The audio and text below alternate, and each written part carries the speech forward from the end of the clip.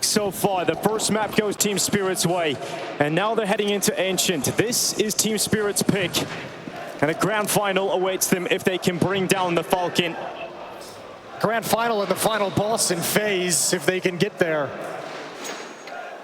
Chopper's going to be piling up some utility. Execute coming in for the pistol round. Here comes that utility. Chopper's the man dishing it out. Donut smoke is going to cause a couple of problems for Falcons and a couple of decisions to be made. And there is no donut smoke yet. Eventually it will land. That's the second smoke coming in alongside CT. So Donk swings out. There's the pistol. Started off strong again from Donk, and that clock don't stop. Donk pushes forward, breaks through the A defense, and has pushed Falcons completely away. Now he's got two guns. Let's see what he can do with it. If you're Falcons, like, do you even go for this retake? I mean, you can't hear him scream on the stage this time, but you're hearing the shots ring out of those Julies, and you know you don't want to go back into this, but you have to face the Donk. And he stays outside of Donut. Snappy's a little further back in that position, but Donk is getting itchy feet. He wants to move into spawn. The Jewel Beretta is brought down by Magisk. A second headshot picked up by the Dame, but the time is just ticking on too far. This round is slowly expiring, but Snappy dives onto default and will die in that same position. Fleeing the scene, Team Spirit run away. I actually don't even think Falcons really wanted to go for that until Magisk gets two long-distance kills. And like, all right, well, I guess we are. I guess we're here. We might as well. But it doesn't matter. Shut down immediately afterwards, and Team Spirit has a 1-0 lead. He's just devastating, isn't he, when he just gets going. Even the awkward fights, he still wins them. And it turns out you still can't hear those screams. You're still going to hear it a little bit. Second round coming in, forced by from Falcons. So now if we turn our gaze over to the Falcons after the first map of Anubis, it's who's going to join Pius and providing some resistance to this Team Spirit.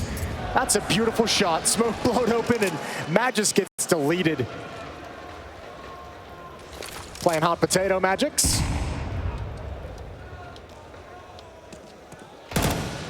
And Calm descends on the map. Madden's brought down to 22. And Team Spirit is slowly going to work their way in towards A main. There's no resources here for Falcons. None of the defense is positioned at this bomb site. So looking to be nice and easy and clean for Team Spirit.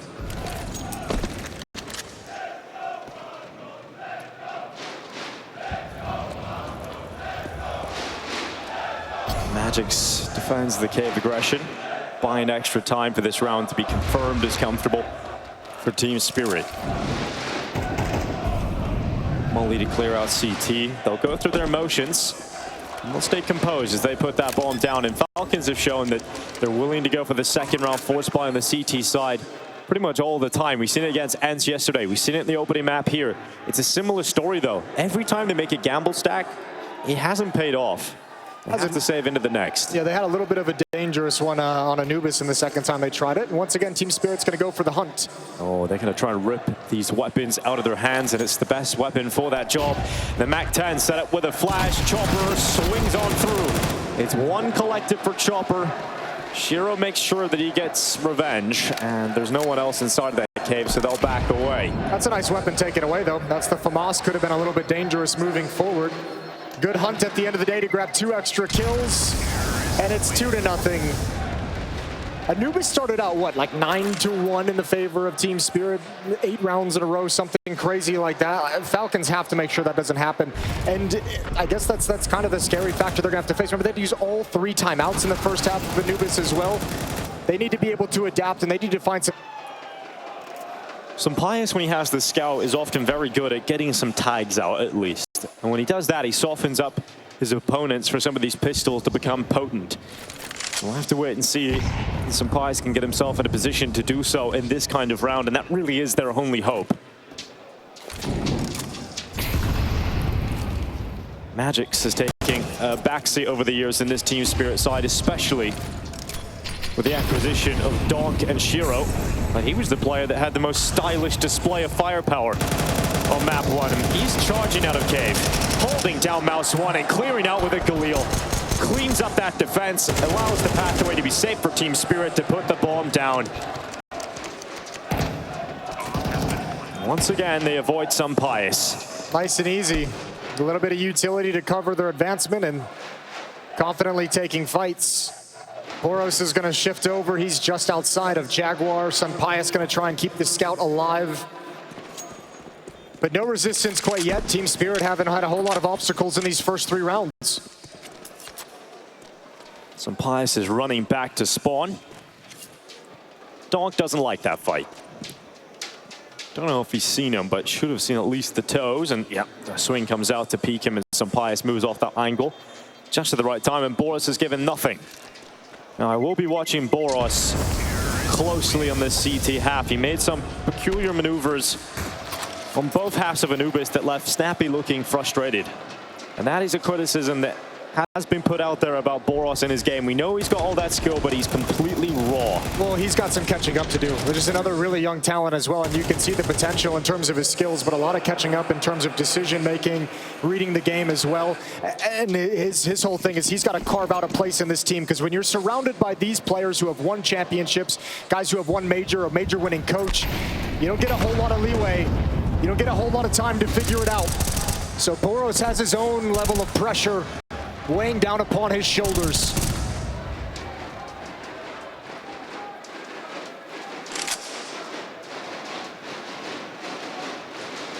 Falcons have control of mid. That's Magisk and Boros working in tandem. Snappy is in Jaguar as well behind smoke.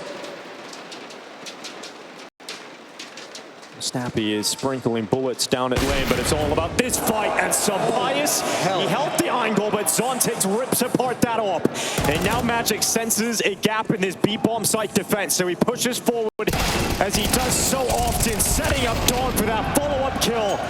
And as he falls, Shiro answers, and the bomb will be planted for Team Spirit. Falcons have got to go for this one, and Magisk has got the blind side. Shiro wasn't seeing that. He's the only one there. They got to be a little bit careful. Zontix is coming over slowly, but there's no one defending this bomb at the moment, really, except for Chopper. They're going to piece that together soon. They're going to realize Zontix was far away. Last spotted towards that A-bomb site, and Boros holds. And just as we call his name, he finally finds impact on Ancient. Yeah, that's curious, though. Team Spirit, when 2 players go down at that B-bomb site, they got everything they wanted in terms of the entries, in terms of the trades, but staying way too spread out for too long in that post plant. And Falcons have an easy avenue back in. Both teams were willing to burn their timeouts very early on. I'll tell you what, though, I can't believe Zontix ripped Sampaio's head off quite like that. That is incredible. That angle is so favored to the AWPer. We talked about holding angles in this update, decreasing that peeker's advantage, while Zontix still shows Spirit can rock it. Exchanges in utility thrown down middle. The B lane is a blanket of fire and bombs. Donk doesn't care about the elbow pressure. He knows he's got a timing to get out to those bottom boxes, but will they read it? Will they predict it? It doesn't even matter if they're looking right at him, because Donk is faster on that trigger, and his teammates are with him. He's never alone. He's always got the supportive Spirit beside him, and a 3v3 established off the early skirmish. I like that hustle as well from Shiro, chasing down Magisk, forcing him back in towards Donut, forcing him to use a smoke just to get away. And they'll come back to it. Shiro can provide a lot of cover with these lines of sights. It's Snappy who's isolated in Jaguar. When is his moment? Snappy's hearing steps. He's gathering information on the movements of Team Spirit. He will have heard that descent down into middle. But he knows Magisk is still in the B lane, and while he stands, Snappy cannot make his move. And just about to peek. Timing favors Snappy, but Magisk considers, he looks back. I think he spotted the shoulder. I think he pulled him into that play, made the footsteps so that Snappy would get out of position, and now it's all on Magisk. And from the big box, he's a big round here. Flashes over, sound made, good peek out, instant decapitation. Magisk with the double kill. Shiro tries to get through the smoke. It's a 1v2 ahead of him, and this time he's got a little time to play with. He'll sprint towards the side, switches to the AK-47 instead, by Magisk with a magical round. Holds from the big box, and where they need him to step up most, he's right there. There it is. There's a little bit of life and all that experience. Good round from Magisk, saving the day, essentially in a 1v3 at that B-bomb site. Uses trickery and positioning to win it out. It all started in middle. The trade game. And Magisk ends this round with all 5 kills, an ace, as he's puts it together. And yeah, that's an appreciative glance from Donk. He said he wanted to play against Magisk. Got a little taste of it there for the first time in this series. Now he sees his game on the stage from a different perspective. Home as a young teenager watching Magisk lift major trophy after major trophy. And on this very stage with that man on your screen, Zonic. But now it's his time. And that is the story of Katowice. That is the story of the Intel Extreme Masters. It's a pathway for heroes to be born and stories to be made. And Snappy plays towards the ramp. It's an MP9 ready, letting off the leash at this point. He's going for that. And Donk stops him from making a move down B. And now he'll make his move up the ramp because he senses danger. And he wants an attack on Madden. Donk is delivering again. And he keeps on going. This little Siberian psychopath once again getting through the bomb site, blasting through the Falcons defense. Well, we heard it from Elige. Everything he does is simple, he just does it really well, and this is just aggressing into the bomb site without a whole lot of support, not waiting for flashbangs, not caring about the perfect smokes, just hitting headshots. And Falcons, their mentality before this series began was very much, Donk is going to have his rounds. Let's not let it frustrate us. Such a fast swing, baits out the shot of the AWP, and now on the chase, now on the hunt. Donk is unrelenting, looking to devastate him, but Sampaius impales him, pushes him back, keeps that AWP, and it's essential that Falcons have those weapons. It is a one-track mind for Donk. Swing right through the smoke. Don't respect it, don't be afraid of it. And opens up the bomb site for his team, 4-2. Comparisons have been made with Monacy about his first step up on the Intel Extreme Masters Katowice stage. He made it all the way to the grand final. The stage didn't scare him. Donk could have an even better performance, and that comparison will go on. Falcons chose to fight for mid and aggress towards B to take control of this lane. That's all their resources, all their players at mid and B bomb site. Now they can hustle back. Boros will be here. Sampaius is going to have to step in front of a smoke that surely lands in that position. Here comes the execute, but Sampaius is in transition over to Temple. You know what he can do on this side of the map when he's given the opportunity. The first kill for Sampaius, the second's a miss. It goes between the legs, and now he sees a double molly fly towards him. He's cancelled out for the moment. They now focus on the rest in Zoltix. What the hell? He runs right through the CT smoke. And he comes away with his life somehow, and they're not stopping. Spirit pushed through every smoke. The Swagger on display. And just Sampaius now left in this clutch. He was last detected towards the temple. It looks like he's going to pray and leave away this round. A missed shot. There is no retreating. There is no disengaging. Zoltix pushes through CT and finishes the round in Donut. I don't even know what you're supposed to do if you're Falcons in that scenario. Like, they're so aggressive that entire time as a group, pushing everything. Communications have to be hectic. How do you organize yourself? How do you expect that? Like, you don't read that. You don't think that's a move that's coming in. I mean, Spirit's even nading themselves as they aggress towards Donut as well. All of it is just crazy. And they're running out of ammo, having to switch to the Glock. They're just having fun up there, playing the Counter-Strike they want to play. And it's taking them a step closer to a grand final. That's the first time out here for Falcons. The first time Zonic's got on the mic here on Ancient. Well, they started off better in this half. Remember, they rattled off those two rounds 4 and 5. So you started to see them put it together and mount a little bit of resistance earlier than they did on Anubis. So probably felt like the going was pretty good. And I think after that round, I think it's frustration more than anything that Zonic might want to calm down. With all those pushes, with not enough people able to actually stop Team Spirit from aggressing into the retake, as crazy as that sounds, that'll start getting under the Falcons' skin.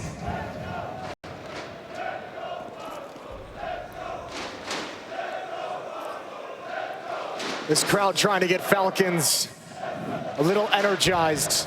The chants that were supporting Ents last night have transferred over. Boros with a double dig to start this round. Picks up a spoil of war off the ground. M4 now in his hands instead. Magix defends the bottom B ramp, but he fails to do so.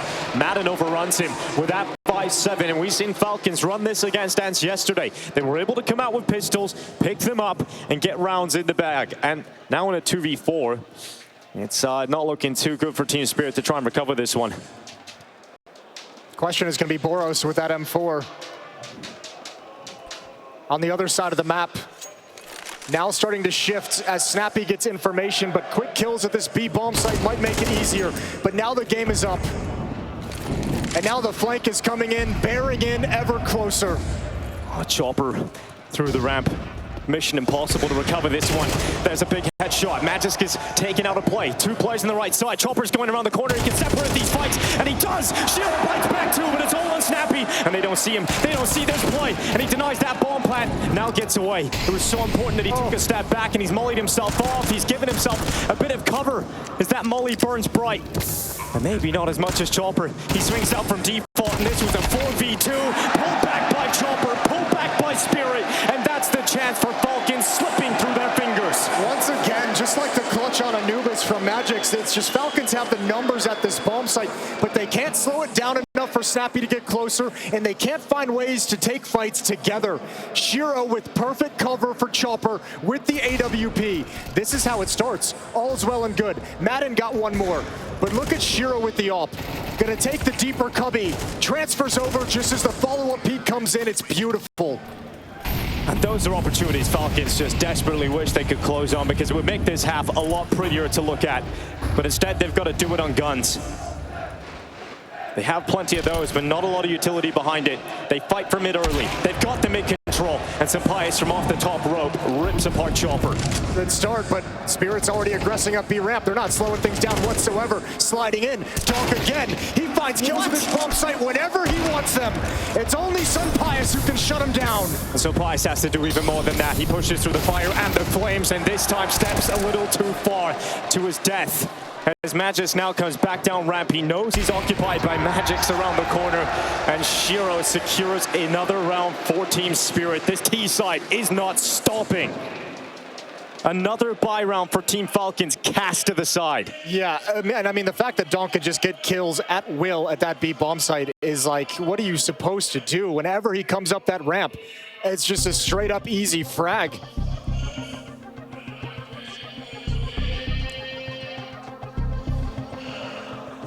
Absolutely wild to see it. You said it. It feels like he can walk up B and get kills whenever he wants them, and it's not always just because he has the superior mechanics. It's because he finds the good timing. He finds the moment where he can strike. He's such a great read of the game and senses it. I feel like the 2 rounds we've seen him really execute that play at the B bomb site have been almost identical. Clearing the player in the bomb site, transferring over towards long, and he's got that 3rd fight against the AWP. It's 7-2 out of the Spirit timeout. They've got a 5-round lead on this T side of Ancient. Options available for Team Falcons, but not ones they want to be going for. Mike 7 for Sampaius, MP9s, pistols around this.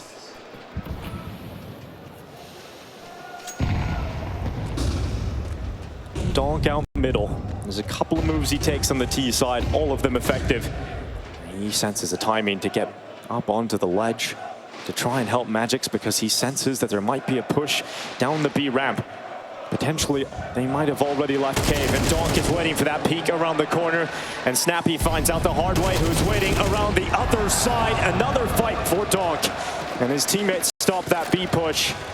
The rest of the weapons for Falcons are inside of Donut, and Team Spirit have an empty B site and so much time to figure that out.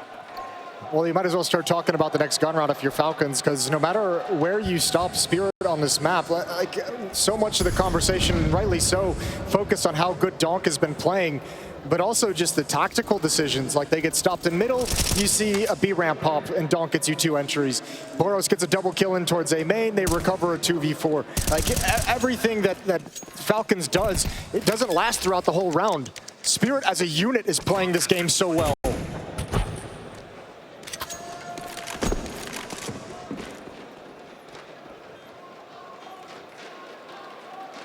And once again, it's such a deep hole that Falcons have to dig out of. 8-2 with 2 rounds remaining.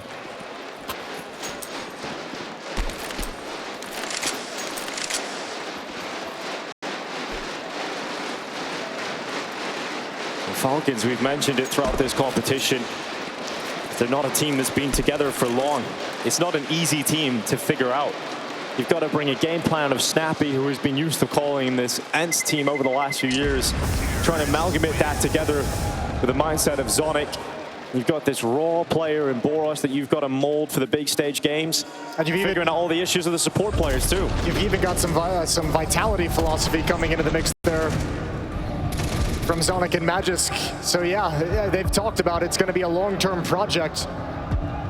But I don't care where you are in your progress as a team, getting beat up like this hurts. Zonic with his second timeout talking things over, trying to patch holes in this defense as quickly as possible. Last round they had to fight with weak guns. The round prior, they had all the weapons they wanted, but not enough utility to maintain control of mid. This time they have both the weapons and the utility. This is the best chance for Falcons to pull back this half. That's not even about pulling it back. It's just about barely getting enough to work with. Here we go. Very important for Falcons on defense. Magisk and Boros going to be in middle. 3 players towards the B bomb site.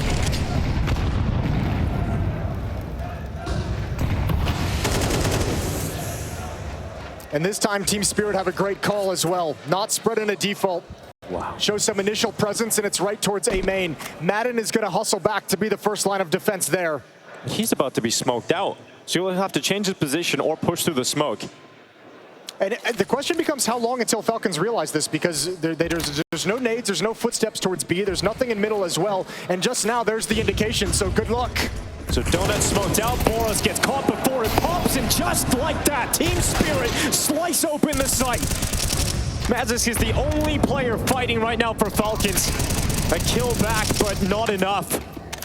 And Sunpius has not moved. Has not moved from the B bomb site. This retake is never even an idea for Falcons. They have to save these weapons for the last round. Outplayed yet again with no options. We talk about the individual players on Team Spirit, the skill of Donk, the sniper of Shiro. But you've got to say, you've got to hand it to Chopper in this in-game leading performance he's had at this event. They've played beautiful Counter-Strike. It's been wild. It's been entertaining. And in the semifinals, after a Zonic timeout, here we go again towards Cave. Chopper calls the perfect play towards the A bomb site. Magisk holds inside of the cave. At least will stay alive with those weapons. Very important kills to preserve what weapons, what little Falcons have to fight with. M4 is being juggled around, and they'll buy up again. One more chance to show that Falcons can dent this Spirit attack. Every piece of this Team Spirit team has been impressive on the stage. Chopper's calling, Donk obviously, Zontic standing up when needed most, Magic's with his clutches, Shiro delivering. Oh, it's a heads-up fight, and Donk goes out with that burst. Zontic's with him, and the burst through middle gives the advantages to Team Spirit, but they're short-lived thanks to Sunpius. And now what's the response? Team Spirit have to play this round without Donk. You focus onto the rest of the pack, and they begin their attack. Magic's at the front up B. Snappy's searching for that opening. He's holding the angle towards the stairs, a preemptive spray, but it doesn't work out for him, but it's enough of a distraction to set up Madden. Madden comes around. He spoke of a dent to the attack. This is more of a scratch, but Falcons so desperately needed 3. They really did. Even that might not be enough. Chopper's going to have to wait for this smoke to clear before he can get into play. A 1v3 for the Spirit captain. He's giving away his position now. It was pretty well known regardless. Another smoke comes down, so this will draw out a little bit further. There's a gap on the right side if he wants to push a little further up. But getting out of this smoke is going to be so difficult. So many angles he's got to worry about. And now with that utility, they're going to be primed looking towards him, but he's just trying to separate 1v1 fights, and it's not allowed by Sunpius. Team Spirit looking godlike coming into this, trying to force themselves into the grand final.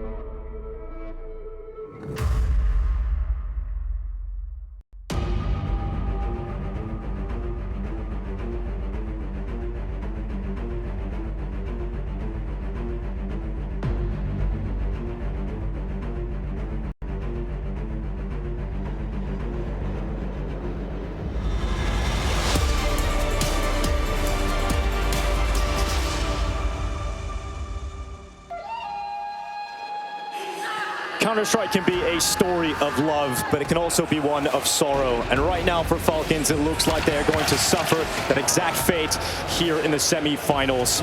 Down 9-3, they weren't able to recover on Anubis with its exact scoreline, but they have to now on Ancient. They shift to the T side. And Snappy was very vocal down the line during that halftime break, looking at each and every one of his teammates, emphatically telling them exactly how they're going to get back into this. Damn, they rolled a red. Well, had a little bit of an engagement while y'all were chilling at home. Congratulations to the newly engaged.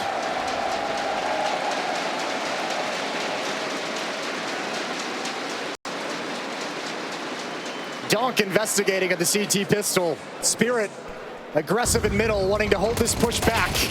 And there's the opening kill. It's Magic's with two. Donk goes down, but Shiro wants one more in mid, and that's the bomb on the deck. Oh, they come out again swinging, but fighting back is the final two players of Falcons. And now it's just Madden alone in this world, and we have seen him clutch on pistols. The sting is still there from Ants yesterday. This time without the Julies, this time the USP. He disengages back towards the elbow, but he's pushed by it too. And Falcons ain't winning pistol rounds today. It's Team Spirit up to 10. And when double figures run out this early in the second half of MR12, usually that path back is so treacherous. Shiro plays this just about perfectly. Obviously, Magisk with these two initial kills, it's absolutely massive. But when Shiro gets involved in the action, this kill, this one, and then he just hides. Kind of freezes Madden out in the open while he's waiting for his teammate Chopper to rotate over from the A bomb site and makes that an easy 2-on-1. And it looks like with these smiles breaking out that Spirit can start to feel like those grand finals are in the palm of their hand. Sampius is through into Donut. Zontix defends once again. This man holds down the ship. What an anchor he is today. Shiro swings out from default. Falcons do not get through. Their wings are clipped today. Spirit have them in captivity. Snappy and Boris have nowhere to go, and they threw everything into this. And they couldn't even get through the smoke. Zontix just chilling behind it still. Boros in middle going to go on a mission in Red Room. But one already lies in wait. That's Magic's. He's even got Shiro joining up with him just in case.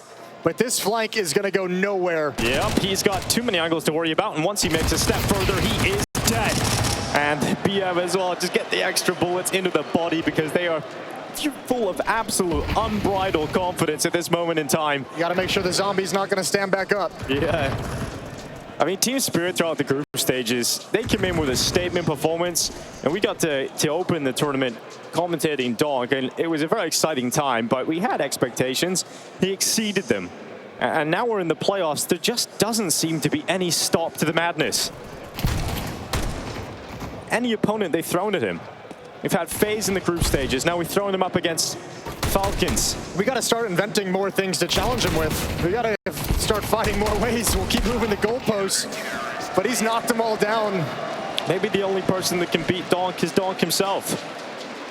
Well, that was the whole idea of him on the stage. Would he get into his own head? Would he crumble under the pressure? And no. He doesn't take his hands out of his pockets until he's up on the stage. 11-3. Spirit just 2 rounds away from a grand finals berth up against FaZe Clan tomorrow.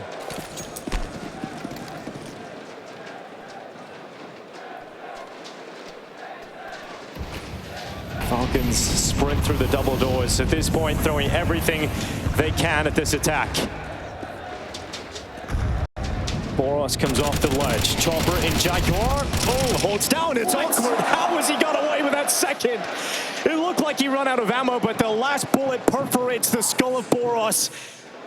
And Falcons are feeling this as their final blows. They are winded. There's no breath. There's no life inside of Falcons. They will not soar in the semifinals. There's no utility. Walk up and see what you can get. That's the only option. Snappy's trying to be loud and take some attention away from Sampius on ramp. It's not working. Double peaked at the worst possible moment. None of the kills, none of the fights going Falcons' way. Snappy now detected towards cave, and they all swing him. Spirit are unrelenting. They are savage.